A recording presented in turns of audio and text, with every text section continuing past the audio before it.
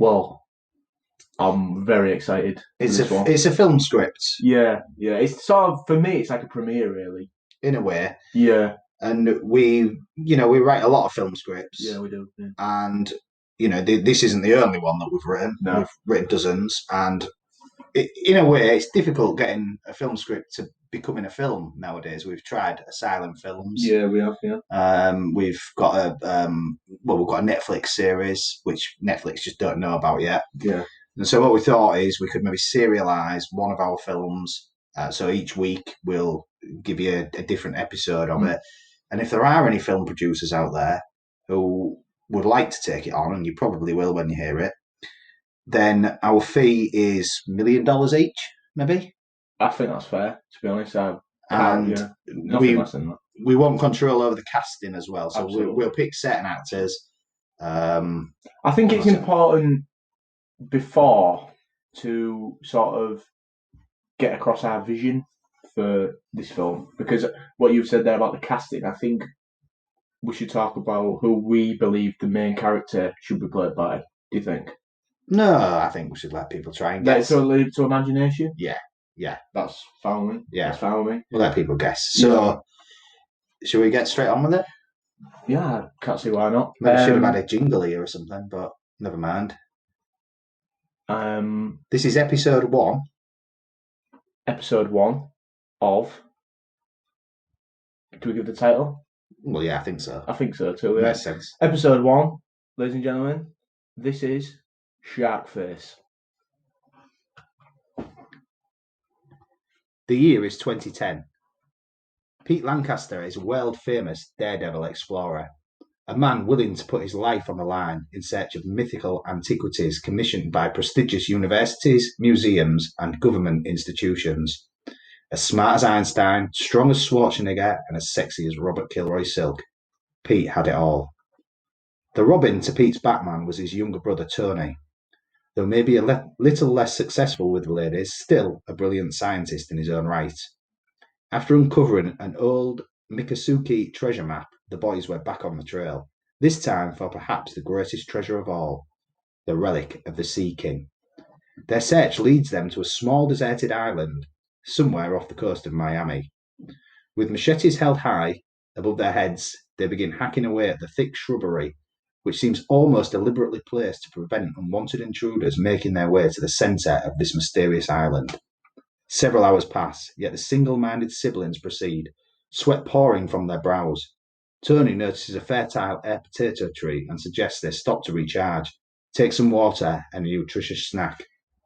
The treasure's been here thousands of years already, Pete. A few extra minutes can't hurt. We gotta keep sharp, bro, says Tony. I hear you, man. I just know it's around here somewhere. It's so close I can taste it, says Pete.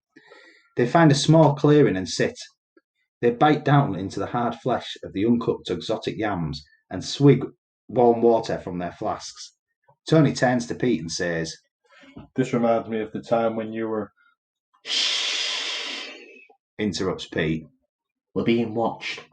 Like finely tuned piano strings, the battle-ready brothers take position. Pete slowly moves his hand down beside him as he grabs a small but perfectly rounded pebble, loading his hand-carved hunting catapult before firing a warning shot into the scrub. "There!" shouts Tony. "It went that way." Like greyhounds out of the blocks, our heroes give chase. Their target moves quickly, always one step out of sight, zipping in, out, and around vegetation. Suddenly a sharp turn and... whoa! Tumbling down a steep hill, then landing in a heap. Pete examines the damage. His torn and bloody clothes. His clothes torn and bloody, he places his hand on his head. "My hat! My lucky hat! Tony, have you seen me goddamned hat? Tony? Tony!" Pete turns to see a motionless Tony, his gaze fixated on something in the distance. It's here, Pete," says Tony. "We did it, bro." Turning his head, Pete's pupils expand at the source of Tony's wonderment. A deep black cave, the darkness interrupted with a bright golden twinkle. "That's it, Pete." Tony begins to run towards their spoils. Wait, Tony. It could be dangerous. Pete cries, before hobbling after him, his leg more badly injured than he first realised. As Pete arrives at the dark, vacuous entrance, he sees Tony holding a perfectly crafted, solid gold shark above his head, 2 rubies the size of human fists mounted in the eye sockets, and double rows of diamond teeth. It's ours, Pete. We did it again, bro. Smiling in delight, Pete moves slowly forwards to lay. Smiling in delight, Pete moves slowly forwards to lay hands on their prize. Then suddenly, bosh! Pete's throat begins to fill with blood. Unable to scream, his eyesight dimming as he feels the gnawing of razor-sharp teeth tearing into his flesh.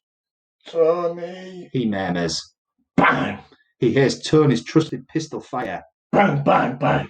Again. I got you, bro, says Tony. You always have had, said Pete. Inspecting the wounds and fashioning a makeshift tourniquet from his shirt sleeve, Tony soon suppresses the bleeding. You're gonna be fine, he says. What was that? Pete asks. I don't know, man. I got that thing. I killed that thing. Go again. I don't know, man. I killed that thing, and it disappeared right in front of my eyes, says Tony. Pete points at the cabin wall. There.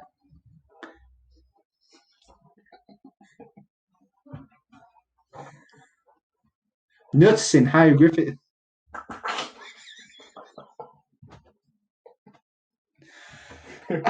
It was still there. It was still there, wasn't it? Noticing hieroglyphic.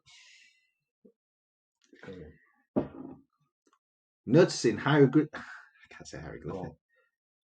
Noticing hieroglyphic.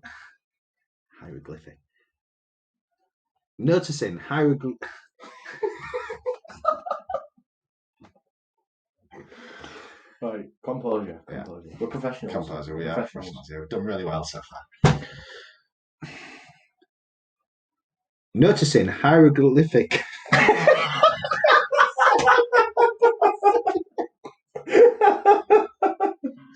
Hieroglyphic. Right. Come on, professionals here. Noticing hieroglyphic-like drawings of an ancient god, the body of a man, the head of a shark. Yes, says Tony. That was it. Let's get out of here, man. Agreed, says Pete.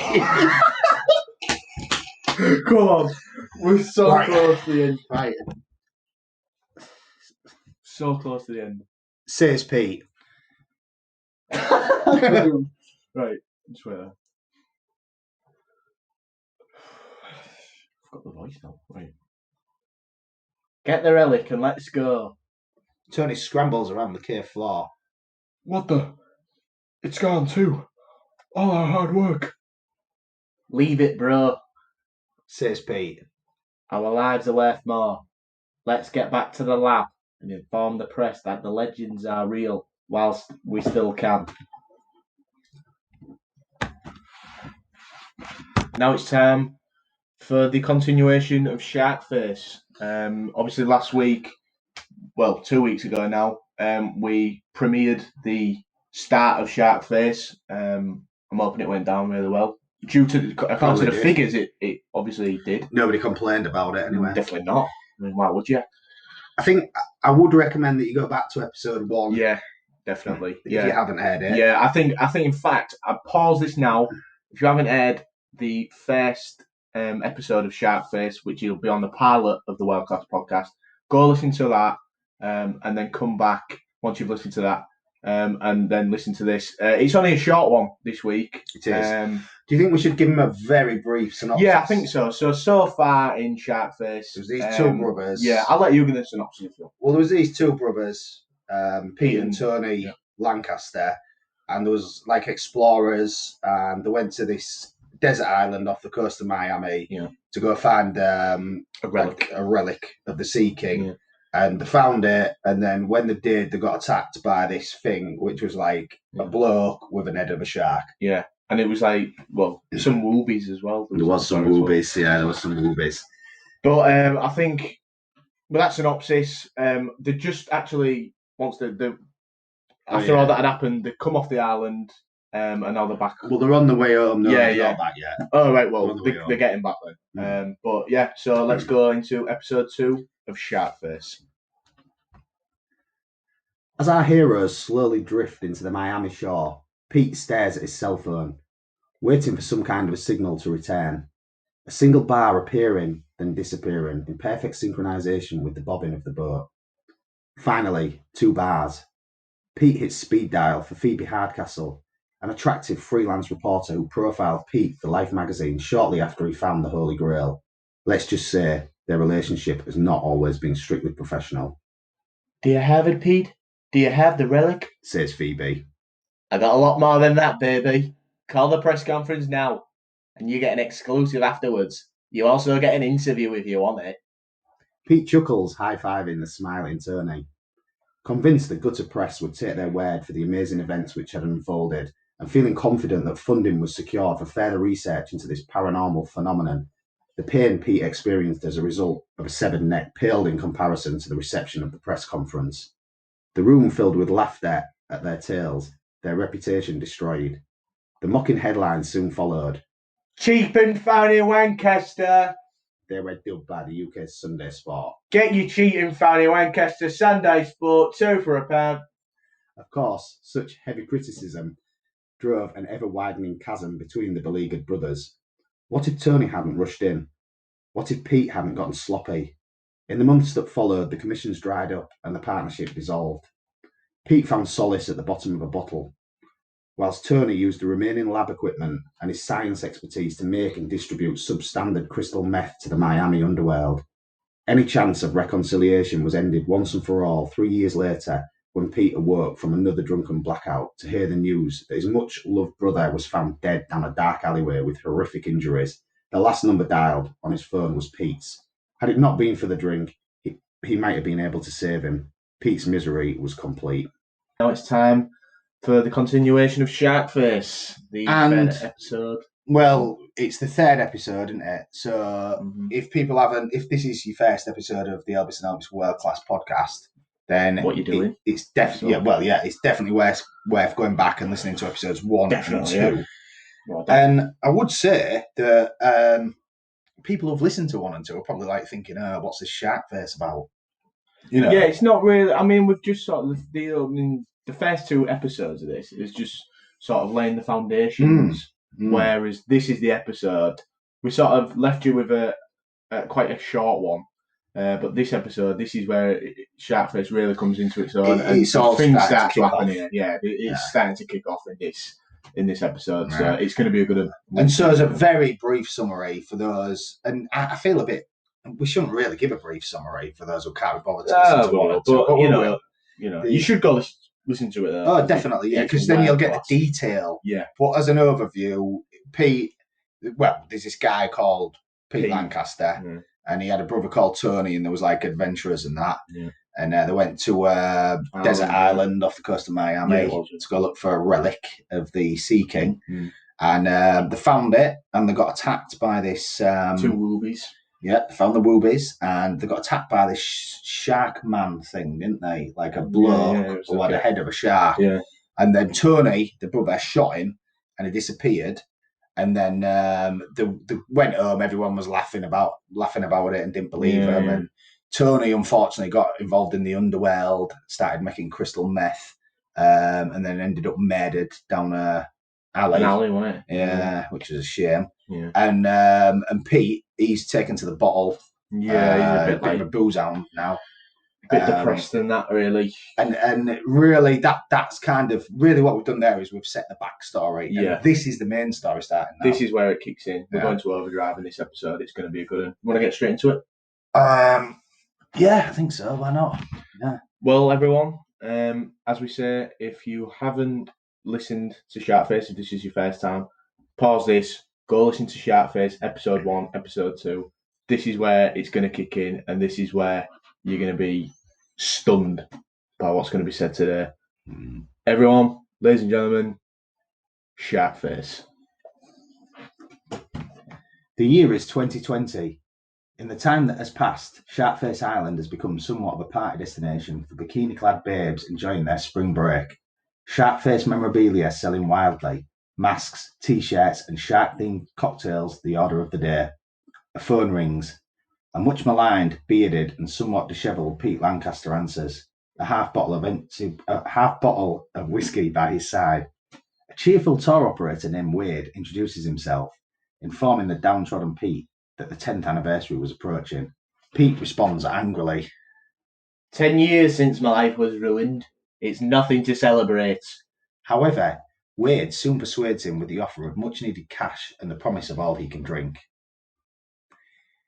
Pete, reluctant but clean-shaven and looking much better than he has done since losing his dear brother, boards the party boat as they set off to the destination.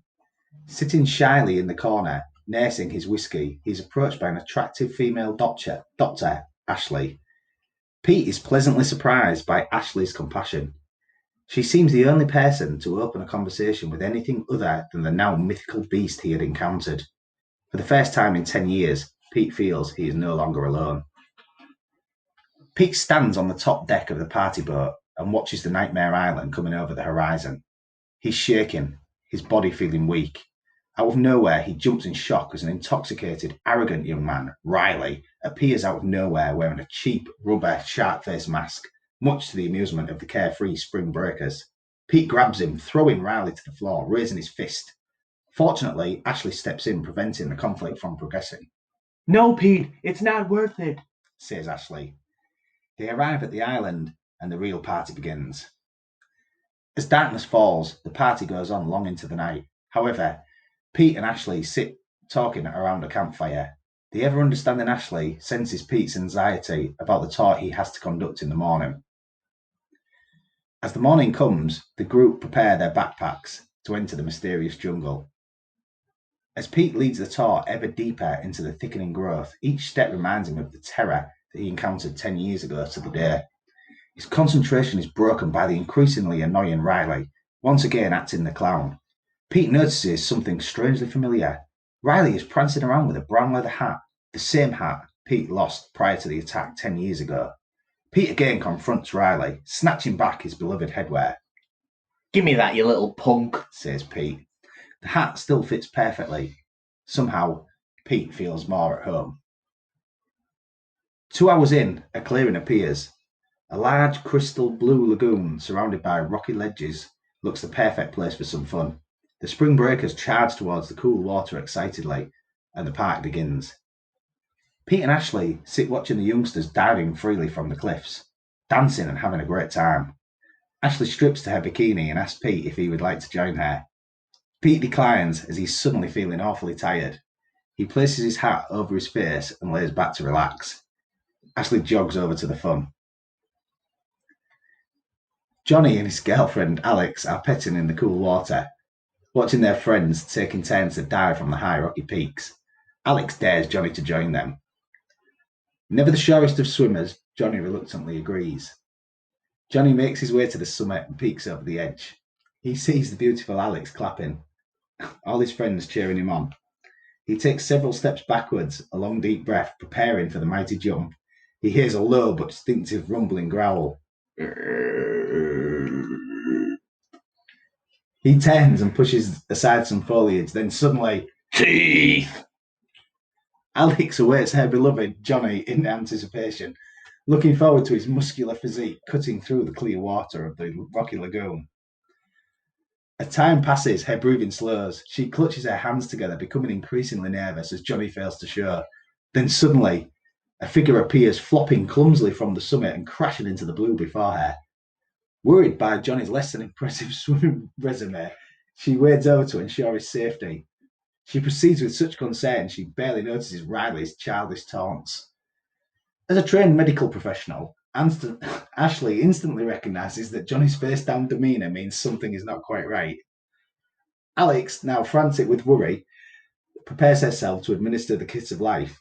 She flips Johnny's limp, lifeless body, only to discover his once perfect pelt was nothing more than a mangled melee of torn and broken flesh. She screams, "Ah!" Her hands covered in blood, looking to the sky. Why, Johnny? Why? Ashley clutches Alex, tearing her away from the carnage before her. The ensuing commotion suddenly awakens Pete. He discards his trusted trilby, removing his shirt and diving into the deep. Approaching Ashley with haste, he assists with consoling Alex before examining the corpse. For some reason, the scene is all too familiar, and the first thought that crosses his mind was that of his own brother Tony. The terrified teens reflect on the shocking events of minutes gone by. Ashley and Pete attempt to bring order to the chaos. It's suggested they make an immediate return to HQ. Now it's time for the continuation of Sharkface, the fourth instalment, fourth chapter in the the fourth episode in the story of Sharkface. Obviously going down very well. Well, we think it is anyway. Well, it is with us. Yeah, we're enjoying it. Yeah, I mean, last week, I believe we had our first actual attack. We did. I mean, shall we give a brief summary? No, you can go back and listen. Yeah, actually, yeah. If you haven't listened to Sharkface, pause this, go back, listen to it, come back to this for the next instalment. But yeah, last week we had our first murder last week. It appears that, well, we don't know yet what's going on. No. The spring break youngsters were at the island having a bit of fun. Pete Lancaster, he'd been asked to go back as a tour guide. He'd met some doctor who he's quite fond of, called Ashley. She's all right. You know, they're getting on really well. Nice woman. Yeah, she is. Nice woman. Attractive as well, apparently. That's what he says, isn't it? And Johnny, nice kid, he was going to jump off the cliff, and he sort of tumbled down, and his face has been mangled. Yeah. And they've gone they're heading back to headquarters now. Yeah. Back to HQ. Now, this week's episode, it's a bit short, but it's action packed. Not really the shortest we've done, but it's shorter than last week. But action packed. There is filled with action. Now, we never really like to reveal the actors we've got in mind to play the roles, but there is one exception here. I remember the first episode of this. I actually said, should we reveal who we had in mind for Pete Lancaster and stuff, but we never did, and we're not going to. But for this one time, we're going to reveal. We're going to be introduced to a character called Rob, the boat driver. Yeah. And do you want to tell him who it is? I'll tell him. The actor we had in mind, you can call him an actor if you want, is actually professional wrestler Rob Van Dam. Or RVD. Now, the reason for this is because we watched a film once called Three-Headed Shark Attack. Yeah. Good film. Good film. Yeah, it was. Well, good film. Faulty premise, I'd say, because you would be more scared of three sharks than what would you rather face? Three sharks or three-headed sharks? Three-headed sharks, it's in one place. Yeah, definitely. Three sharks, one could be behind you, one could be here, and one could be at the side of you. Yeah, definitely. Yeah. But he played a boat driver in it, and it was a very impressive performance. Outstanding performance. It was, yeah. So if Rob Van Dam's listening... It also actually reminded me of Margot Robbie's performance in Once Upon a Time in Hollywood. Refreshing performance, yeah. That's it. Well, Rob, Mr. Van Dam, RVD, however you like to be addressed. I'm pretty sure you're listening to it. You've got the email address, Elbis and Elbis World Class Email at gmail.com. Send us an email or something, and we'll let you in on, because we're getting $1 million each for this. So yeah, we'll get you a good night out. Let's just say. Yeah, we'll get you involved. Anyway, do you want to introduce the next thing? Well, everyone, I know you're all on the edge of your seat. I know I am. But here we go. It's the continuation, ladies and gentlemen, of Sharkface. Darkness falls as base camp approaches. Rob, the boat driver, RVD, throws aside his fine Cuban cigar and rinses rum around his mouth before expressing his surprise at the group's early return. Ashley speeds ahead of the group, placing her hands on Rob's shoulders. You gotta get us out of here, now! As an experienced seaman, Rob explains the dangers of leaving the shore at such an hour, alerting Ashley to a nasty-looking black cloud on the horizon. If we leave now, we're signing our own death warrants. We camp down here for the night and set sail at dawn. You got that? Ashley entrusts the care of Alex with Amber, then wanders over to Pete. Pete begins to open up about his brother and the devastating effects of that night years ago. Ashley places her arms around Pete and snuggles her head into his chest. Both shut their eyes and an unexpected calm fills the air. Riley approaches Alex and Amber with a small yet inappropriate grin on his face. Having long coveted the affections of Alex, he sees his window of opportunity. Look on the bright side, Alex. At least now you got a chance to be with a real man. Riley squirms. As Alex holds back the tears, Amber angrily leaps to her defence. She's just lost her boyfriend, you jerk. Johnny was twice the man you'll ever be. Riley pushes Amber to the floor. I'm getting out of this dump. Go to hell. He walks off into the night, mumbling obscenities under his breath. Yeah.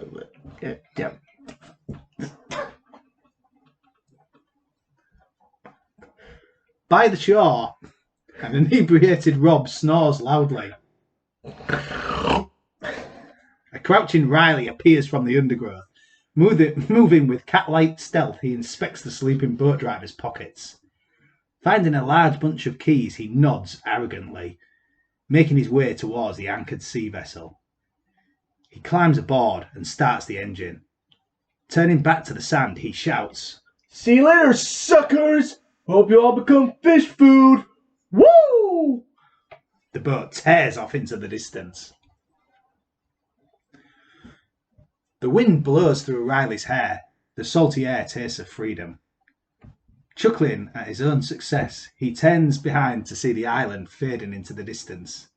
He looks down, and by his feet stands a large cool box. Maybe having a booze-hound boat driver ain't so bad after all, says Riley. He flips open the box and fumbles inside, whilst keeping an eye on the expanded ocean in front of him. Expecting to find a cool frosted beverage, he is surprised when his hand meets a smooth yet scaly skin-like structure. What the? He stumbles, falling backwards, dragging himself away from the cooler and its mysterious contents. The lid flips off. A tall, dark figure slowly emerges before him. A cold terror fills the air as the moonlight catches huge razor-sharp white teeth. No! No! Now it's time for the penultimate episode of Sharkface. I can't believe we've got here already. It seems to have gone so fast. Seems to have gone so quick. The fifth instalment in the fifth chapter, I'd say, in the Sharkface.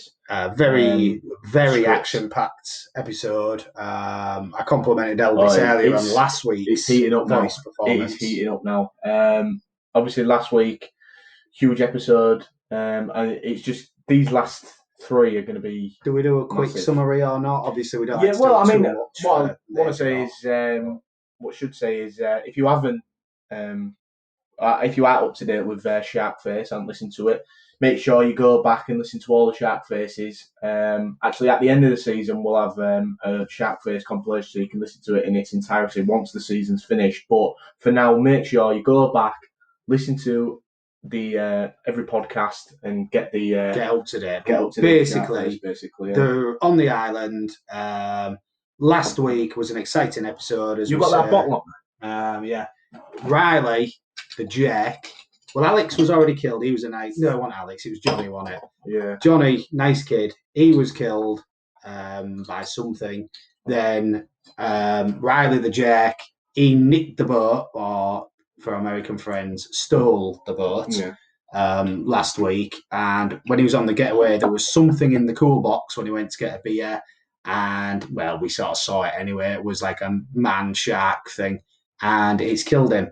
So as we stand now, the boat is offshore, bobbing up and down, and everybody is on the island still, and there's something going around killing people and that. Yeah. So it's quite an exciting episode. We find ourselves in. Well, Pete's asking the question, "What's going on?" Yeah. Oh, he is. Yeah. Don't know what's going on. Well, he sort of knows what's going on because he's been there before. It's the rest of them, isn't it? Really? Well, he's sort of the leader of the group, though, isn't he? He's sort of like going, "What's going on?" Everyone's like going. He's become the leader. Oh, yeah, what is going on? But anyway, should we get into it? Yeah. Well, everybody, the penultimate episode here. This is going to be a big one. Strap in for Sharkface. Pete and Ashley are awoken suddenly by the sounds of Rob. My goddamn boat! The group rush over as the maniacal mariner throws his empty rum bottle into the ocean. The boat, now a mere dot on the horizon, aimlessly drifting further away from the panic-stricken party. Pete performs a rushed head count, taking little time to notice the missing roustabout Riley. That little jerk. I'll kill him, shouts Pete. Ashley uses her ever-calming influence to settle the group. We gotta think we have to work together. Rob suggests they build a raft and volunteers to venture into the jungle to collect wood and vines they would need. I'm coming with you, says Ashley. You're going nowhere without me, says Pete. Alex and Amber also offer their services. Well, you better not slow me down, warns Rob, before throwing Pete a large machete and heading off sternly into the trees. The sun beats down on Rob as he hacks away at the final remnants of a small Brazil nut tree. Pete embarks on a quest to receive some suitable-looking vines high atop a giant kapok. Amber positions herself halfway between Pete and the ground, with the intention of passing his wares to the awaiting Ashley and Alex. Rob then informs the group of another suitable Brazil nut tree a short distance away before heading off alone. Pete's machete makes light work of the vines, which he passes down rapidly to Amber. As she passes these down to the next link in the chain, she loses her footing, slipping down the giant trunk and landing awkwardly at the feet of Ashley. Amber! Alex cries. Pete shouts down to check on her condition. She'll be okay, Pete, says Ashley. I got this. You concentrate on the vines. We're running out of time. Agreed, says Pete, as he checks his own footing and begins working his way higher up into the canopy. Rob's arms ache as he smashes the sharp blade deep into the wooden flesh of the Brazil nut tree. Fueled by his burning desire to make it away from this deserted hellhole, he stops momentarily to wipe his brow. He breathes deeply as he swigs his precious rum from his silver hip flask. He's startled by what sounds like a snapping branch, turning quickly. Pete? Is that you? Who's there? He crouches, listening intently. Then suddenly, out of the bushes appears a large rat, which then scuttles off harmlessly. I gotta cut down on the booze, man. He shakes his head and turns back to finish the job at hand. Without warning, Rob is engulfed by a vicious snarling tornado of teeth, the searing pain of flesh removed mercilessly from the bone, with barely time to scream for help.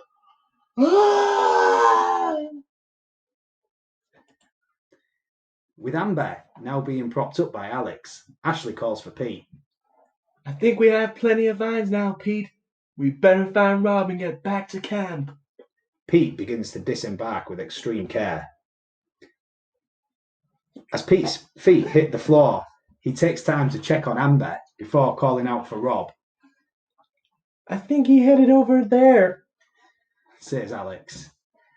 The group gather together the logs and vines. They head off in the direction where Rob was last seen. Rob? Rob? Rob!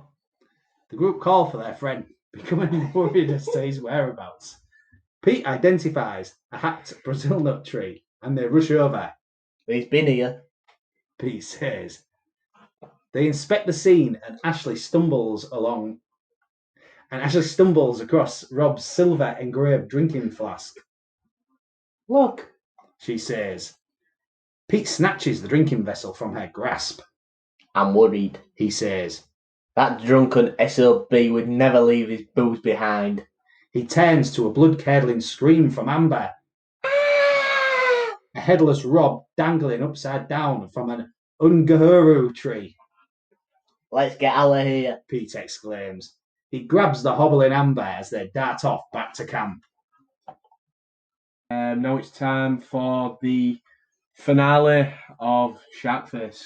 I'm nervous. I'm so nervous. It's without a doubt the biggest one yet.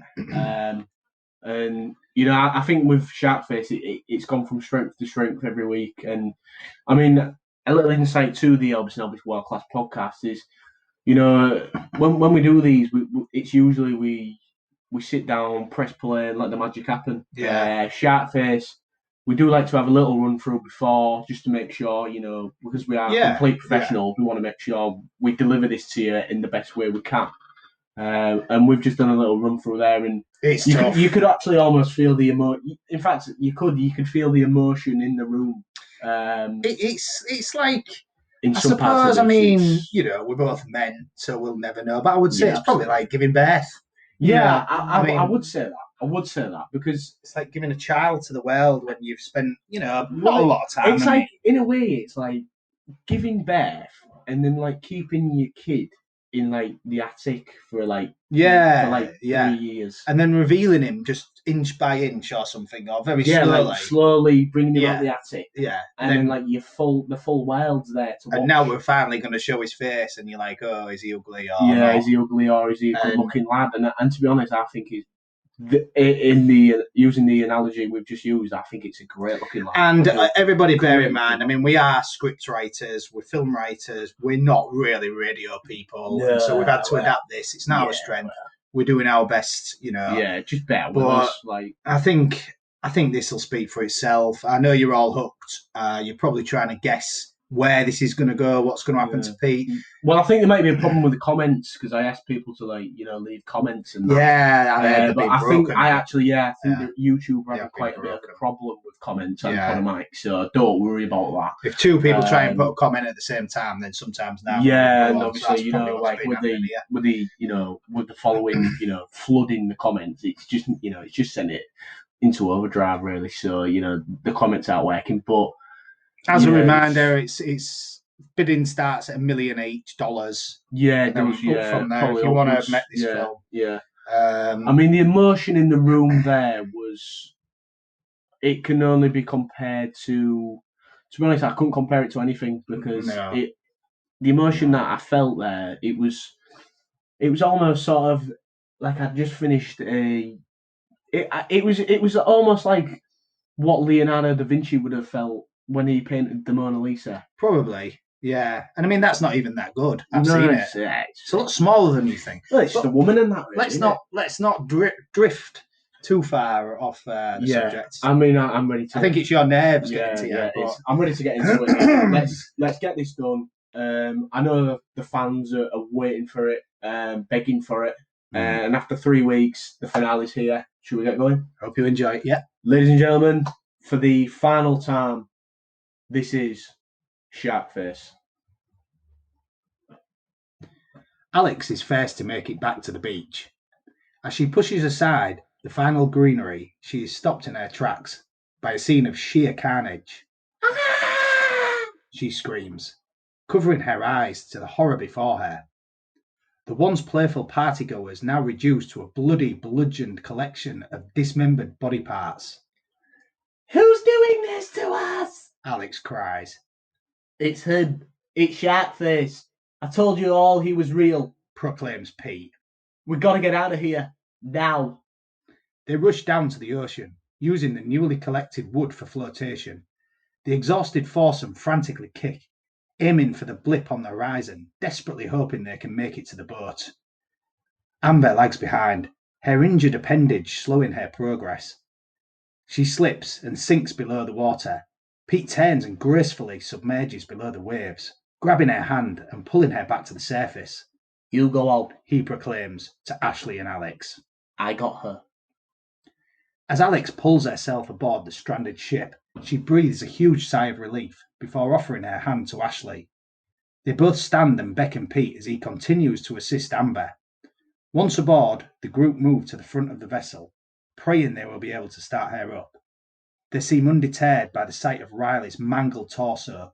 Clearly, the death and depravity of the past 24 hours have hardened them to such horrors. Ashley mans the controls, and for the first time, the group begin to relax. Ashley suggests that Amber goes below deck to make sure her wound is clean. Pete agrees and offers to help her down the stairs. Pete helps Amber hobble into the well-furnished bathroom.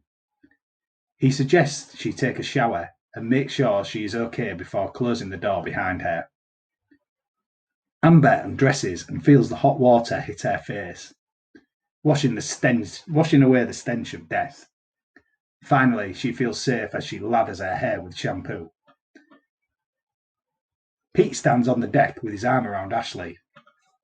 You know, it's strange that it's taken a weekend so full of death to finally make me feel alive again, he says.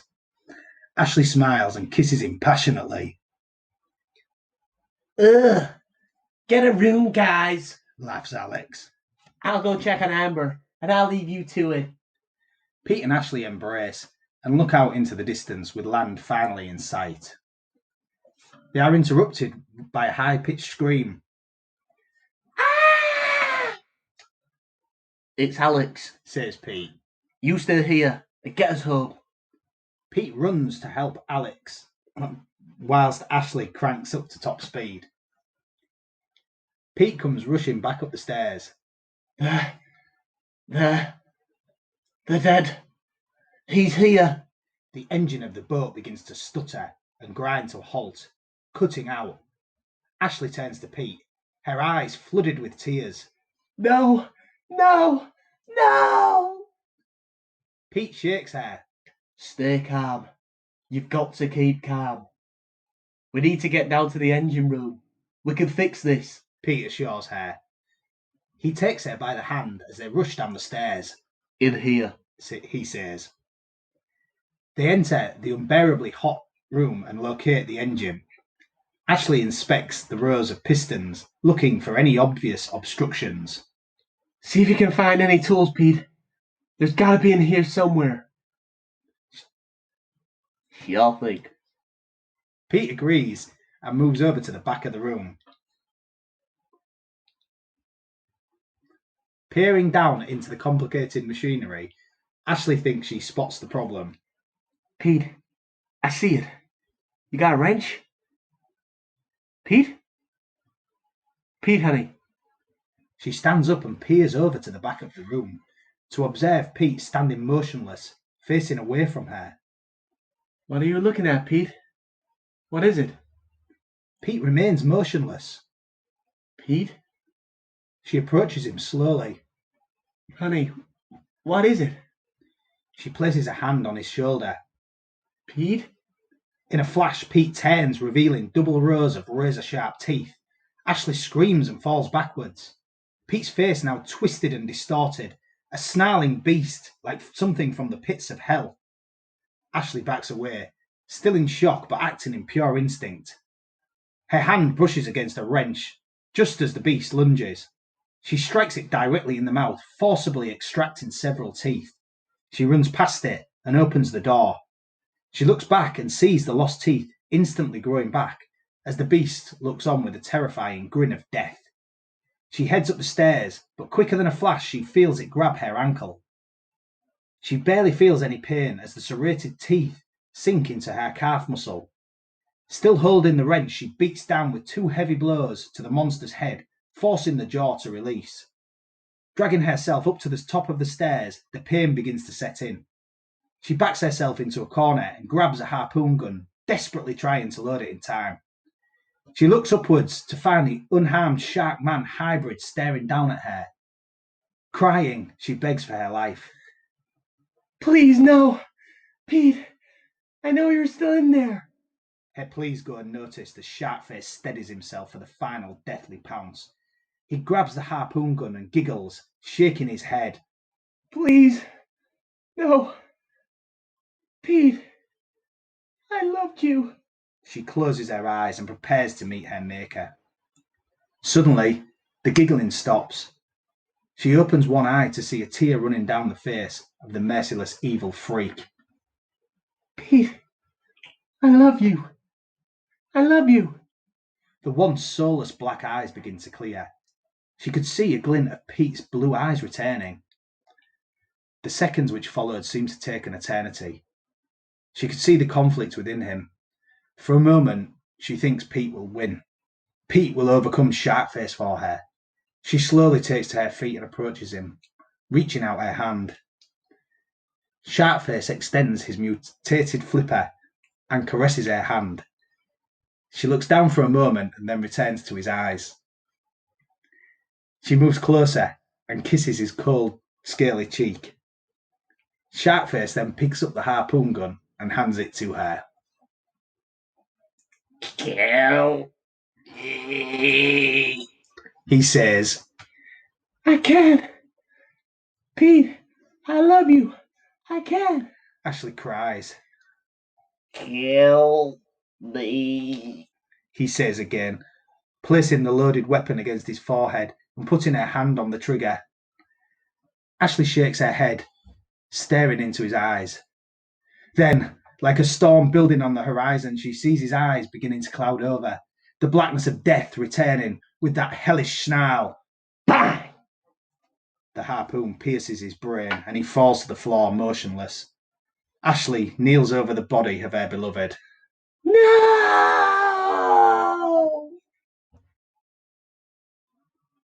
2 days later, Ashley lays in a hospital bed, heavily bandaged, but recovering from her ordeal. A reporter takes down the last few lines from her interview. Ashley asks to be left alone. Her only picture of Pete sits next to her on the bed.